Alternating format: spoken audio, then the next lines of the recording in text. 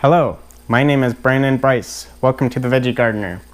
Alright, so I'm taking it very easy today. I just finished up a car project and we haven't done a pajama day for a while, so go get on your pajamas and then come join me.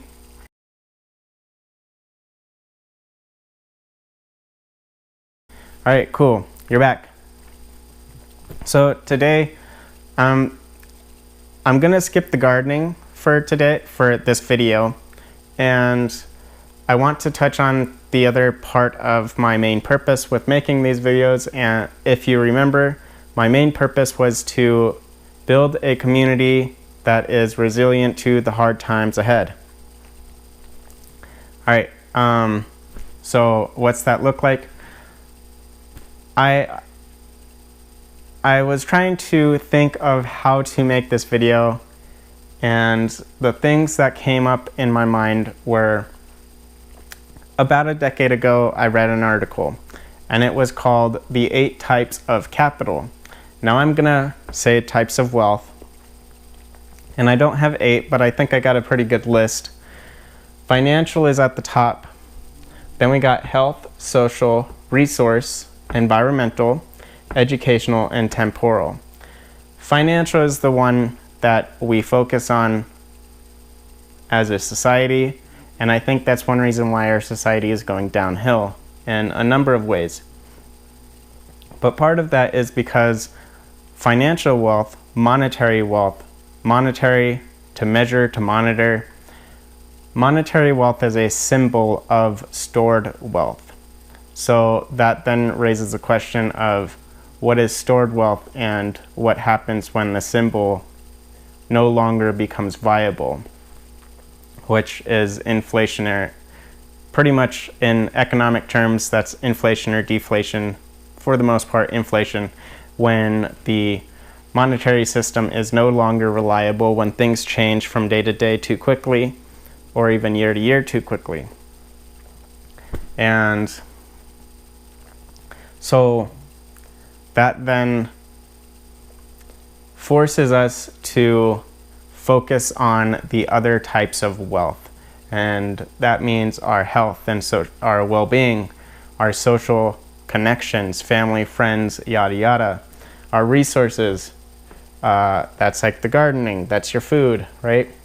Environmental, well, that's a loaded word, I know, because I would say that a lot of people have pirated that word more for eco-terrorism, but in the end we're all environmentalists in the sense that you clean your room because you don't want to live in a pigsty, right?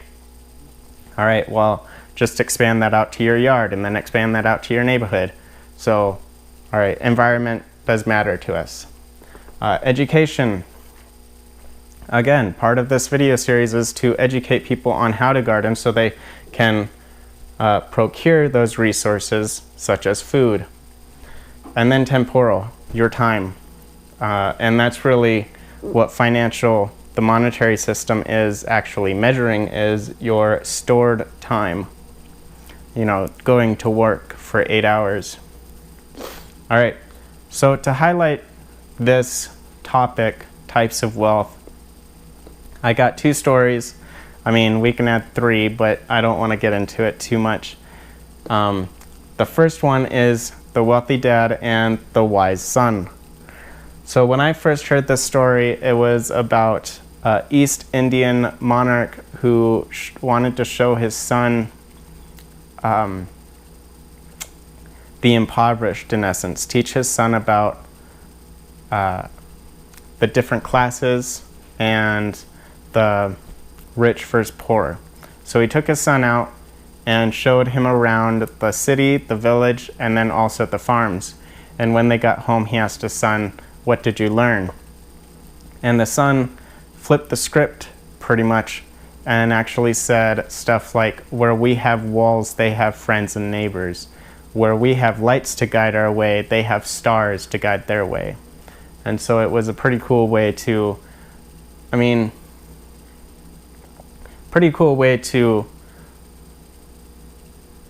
alter the viewpoint of what is wealth. But the story that I really want to get into is How the Grinch Stole Christmas. and how I believe this is a story of a retelling of the Great Depression. Now, in the Great Depression, President Hoover, well, he was the president, obviously, at the time of when the Great Depression started. And a lot of people were being kicked out of their homes because they couldn't pay rent. Rent was very low. It was a deflation. However, people couldn't pay their rent because they weren't making any money. So they were being kicked out of their homes, and a lot of shanty towns, little, cardboard box towns, were popping up all over the country, and they called these towns Whovilles because of Herbert Hoover. The Who's down in Whoville, when they got all their stuff stolen from them, they came out and at first they cried about it until they gathered around and realized what they actually had. So just tying all that back into, what's actually wealth. And so then to build on this, or to almost, I guess, request from you, the viewer, something, I want to try and not only build educational wealth, resource wealth, but also social wealth. That's part of this goal part of the goal of this video series. So how am I going to try and how am I going to ask you to join me to build social wealth? I got a two-part request.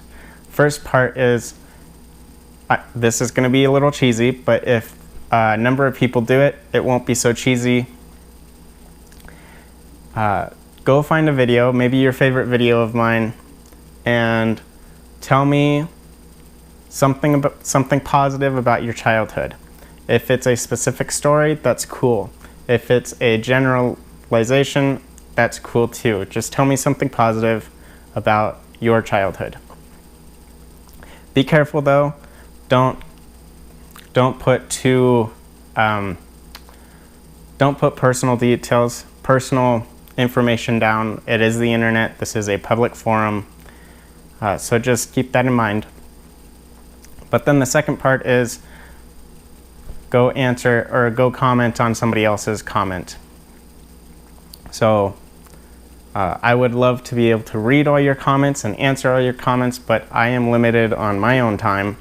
And part of this is building connections not only between me and you, but between you and maybe another viewer. And obviously, I know there's a lot of maybe beginners and intermediate people out there. There are people who have gardens who have been gardening for a while, and even if I can't answer your question, maybe somebody else can. Or even, hey, maybe you might not be able to answer somebody's question, but at least give them an idea of how to solve the problem or to push through what they're dealing with.